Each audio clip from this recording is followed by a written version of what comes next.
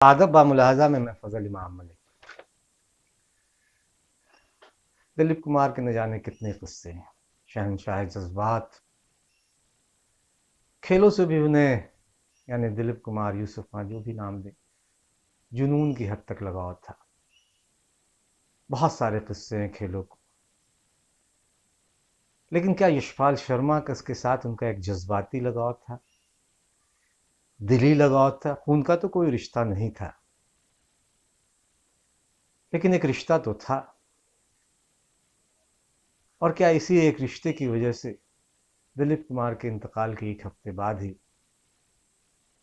1983 विश्व कप विजेता टीम के सदस्य यशपाल शर्मा भी हमें छोड़कर चले गए। दिलीप कुमार के को जुनून के हद तक उन्हें लगाव था। हम इस पे बात करेंगे, लेकिन इससे पहले एक गुजारिश, एक निवेदन है कि अगर अभी तक आपने बादब बामुलाहजा को सब्सक्राइब नहीं किया है तो इसे सब्सक्राइब करें, लाइक करें और ज़्यादा से ज़्यादा लोगों को शेयर करें, ताकि हम आपकी ताकत बने और आप हमारी ताकत बने। साथ ही साथ एक गुजारिश, एक निवेदन और भी है कि अगर अभी तक आपने बादब बामुलाहजा को आर्थिक सहयोग नहीं किया है तो अपनी क्षमता के मुताबिक आर्थिक सहयोग करें, ताकि हम जन सरोकारों की पत्रकारिता को इसी तरह से आगे बढ़ाते रहें। तो यशपाल शर्मा और दिलीप कुमार में एक रूहानी रिश्ता कहा जा सकता है। यशपाल शर्मा न जाने कितनी बार, सैकड़ों बार इस बात का इजहार कर चुके हैं। उनसे पहली मुलाकात शायद 98-99 में दिल्ली के फिरोज शाह कोटला मैदान पे मेरी हुई थी। तब मैं कोलकाता में था। तब के कलकत्ता में पूर्वी क्षेत्र क्रिकेट टीम और उत्तर क्षेत्र क्रिकेट टीम जे.के. बोस का फाइनल खेल रही थी। यशपाल शर्मा अंपायर थे, उस मैच की अंपायरिंग कर रहे थे।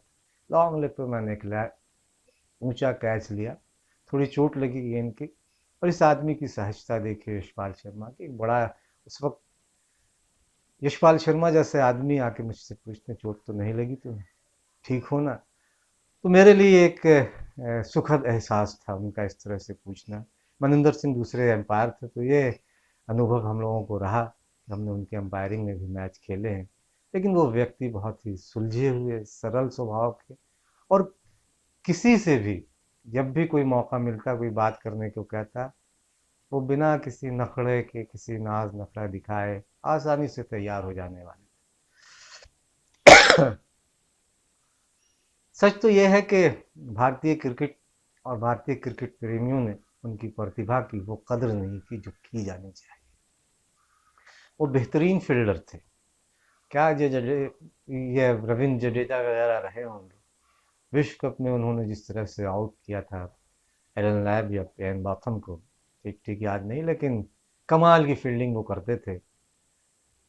आप भले आज रविंद्र जडेजा की फील्डिंग के कायल हों, लेकिन उस वक्त यशपाल शर्मा की फील्डिंग के वो तमाम लोग उनके टीम के साथी कायल थे। भले उनको उस तरह से जगह नहीं मिली अखबारों में, सुर्खियों में, क्योंकि जब टीम में, भारतीय टीम में एक ख़ास क्षेत्र का दबदबा हुआ करता था। मुंबई की टीम, मुंबई के लोग हावी होते थे।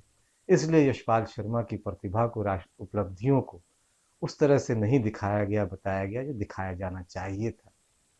विश्व कप की जब भी बात होती है, कपिल देव ने निश्चित तौर पर 175 रन की बेहतरीन पारी खेली जिम्बाब्वे के खिलाफ, और वो पारी ना होती तो शायद हम आगे बढ़ भी नहीं पाते। लेकिन ये ना भूलें कि यशपाल शर्मा ने वेस्ट इंडीज़ के खिलाफ 89 रनों की शानदार पारी खेली थी, और फिर सेमीफाइनल में इंग्लैंड के खिलाफ हाफ सेंचुरी जड़कर उन्होंने भारतीय टीम को बताया था कि बल्लेबाजी की जा सकती है, वेस्ट इंडीज़ के खिलाफ भी और इंग्लैंड के खिलाफ भी। लेकिन उनकी इन उपलब्धियों पे बहुत ज़्यादा चर्चा नहीं हुई। यशपाल शर्मा ने 37 टेस्ट और 42 वनडे मैच खेले। टेस्ट में उन्होंने 37.45 की औसत से 1606 रन बनाए, और वनडे में जिन 42 वनडे मैच खेले उसमें 28.48 की औसत से 83 रन यशपाल शर्मा ने बनाए। टेस्ट में 2 शतक उनके नाम है और 9 अर्धशतक। वनडे में 4 अर्धशतक उनके नाम है।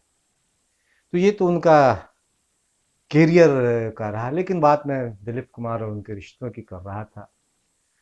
तो यशपाल शर्मा बार बार इस बात का इजहार करते थे और खुलेआम करते थे कि यशपाल शर्मा को यशपाल शर्मा अगर किसी ने बनाया है तो उसका क्रेडिट दिलीप कुमार को जाता है। वो बार बार कहते थे वो दिलीप कुमार आपके लिए होंगे। मैं तो यूसुफ भाई कहता हूँ और मैं उनका सबसे बड़ा मुरीद हूँ। जुनून की हद तक मैं उनसे मेरी उनसे अकीदत है, लगाव है और ताउम्र रहेगी। वो उस किस्सा बताते हैं कि वो मैच हो रहा था मुंबई में शायद, पंजाब की तरफ से खेल रहे थे यशपाल शर्मा, पंजाब खेला, फिर हरियाणा, फिर रेलवे की तरफ से भी उन्होंने कुछ मैचेस खेले डोमेस्टिक क्रिकेट में। तो पंजाब की तरफ से खेल रहे थे, पहली इनिंग में शतक बनाया था और दूसरी इनिंग में भी शतक के करीब थे। जब वो ड्रेसिंग रूम खेल ख़त्म हुआ या लंच के वक्त वापस आए तो किसी ने उनसे कहा कि यूसुफ खां मिलना चाहते हैं। वो समझ नहीं पाए कौन यूसुफ खां। वो गए तो देखा दिलीप कुमार साहब थे। उन्होंने दिलीप कुमार ने कहा तुम बहुत अच्छी बल्लेबाजी कर रहे हो यार, इसी तरह से खेलो, तुम में बहुत एनर्जी है, तुम बहुत ऊर्जा है, तुम बहुत आगे जाओगे। यशपाल शर्मा ने भी कुछ नहीं कहा और दिलीप कुमार ने भी वहाँ से इतना कह के निकल गए। लेकिन बाद में यशपाल शर्मा को पता चला कि वहाँ से निकल के वे सीधे बीसीसीआई के दफ्तर गए। तब राज सिंह डूंगरपुर बीसीसीआई के अध्यक्ष हुआ करते थे। उन्होंने कहा इस लड़के को इंडियन टीम में होना चाहिए, इसमें प्रतिभा है, इसमें बल्लेबाजी के गुण है, खेलने का मादा है और जीवट वाला है। जाहिर है कि दिलीप कुमार साहब क्रिकेटर बहुत बड़े नहीं थे लेकिन क्रिकेट के पारखी थे। उन्होंने यशपाल शर्मा जैसे हीरे को परखा और उसे उनकी सिफारिश की। यशपाल इस ताउम्र इस बात को नहीं भूल पा और जब भी कहते कि आपके लिए दिलीप कुमार होंगे लेकिन मेरे लिए तो यूसुफ भाई है। उन्होंने मेरा अंतर्राष्ट्रीय कैरियर भारतीय टीम में मेरी जगह बनवाई, नहीं तो कहाँ मैं और कहाँ इंडियन टीम। और इसे ताउम्र वो इसका निर्वाह भी उन्होंने किया। 1983 वर्ल्ड कप का किस्सा बहुत सारे उनके दोस्त संदीप पाटिल को लेके कीर्ति आज़ाद सुनाया करते हैं कि तब खाली समय में बैठ के जब हम लोग बैठते थे तो एक ही फिल्म देखा करता था। तब वो कैसेट वाली फिल्म होती थी, शायद वो क्रांति थी, उस दौर में क्रांति आई थी या शक्ति थी, मजदूर, ये तीन और एक विधाता, इन 3-4 फिल्मों में से वो लगातार उसी को एक बार, दो बार, या 10-10, 20-20, 30-30 बार यशपाल शर्मा देखते थे। यहाँ तक वो रनिंग के खिलाड़ी हंसी मजाक में कहते थे कि पक जाते थे हम लोग कितनी बार।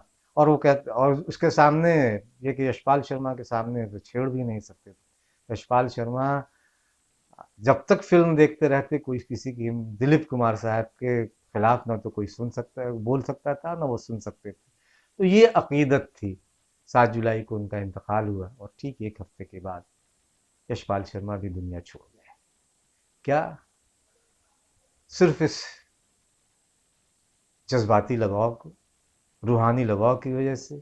क्या लगाव था एक ऐसा जिसने एक अच्छे बल जो बहुत फिट थे, मौत तो क्या खैर किसी भी कभी भी ऊपर वाले ने जो तकदीर में लिख दी है, लेकिन ये कोई इंसिडेंस है, इत्तेफाक है या फिर अपने सबसे बड़े पसंदीदा इंसान का चले जाना यशपाल शर्मा को साल गया, उसके गम को सह नहीं पाए और उन्होंने जिंदगी को त्याग दिया। कह सकते हैं ऐसा हुआ होगा, लेकिन क्या हुआ ये तो ना बताने के लिए यशपाल हैं और ना दिलीप कुमार हैं। लेकिन दोनों के बीच जो एक रूहानी और कल्बी लगाव है, जो जज्बाती रिश्ता है, तो तब तक कायम रहेगा जब तक कि दुनिया कायम रहेगी। आइए एक बार फिर दिलीप कुमार साहब और यशपाल शर्मा को हम खराज अकीदत पेश करें, क्योंकि एक खेल के बहुत बड़े शायक थे और दूसरा एक बेहतरीन खिलाड़ी। आने वाले वर्षों तक यशपाल शर्मा को हम जैसे खिलाड़ी, बेहतरीन सुलझे हुए इंसान को, क्रिकेट में चूँकि आज इस तरह के इंसान कम मिलते हैं, आज तो रणजी ट्रॉफी खेलने वाले, आईपीएल खेलने वाले का दिमाग 7वें आसमान पर उड़ता रहता है। 1983 विश्व कप विजेता टीम के सदस्य यशपाल शर्मा हमेशा ज़मीन पे रहे और इसीलिए वो इंसान बेहतर रहे, खिलाड़ी तो वो बेहतर थे ही।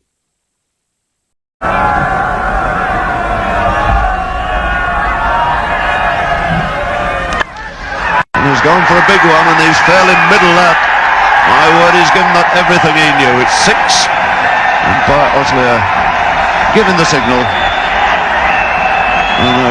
cross-butted swipe, in fact, there.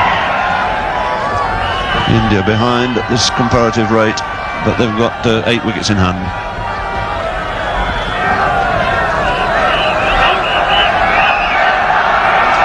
So Bob Willis into the attack to Yashpal Sharma. And that's a great shot. A magnificent shot. Swung it over deep square leg for 6. Big diagonal lean swinger. And Yashpal Sharma simply moved and helped it on its way. जिनको आप दिलीप साहब कहते हैं, मेरी cricket में ज़िंदगी बनाने वाले वो हैं। और आज भी मैं इमोशनली उनके साथ जुड़ा हुआ हूँ।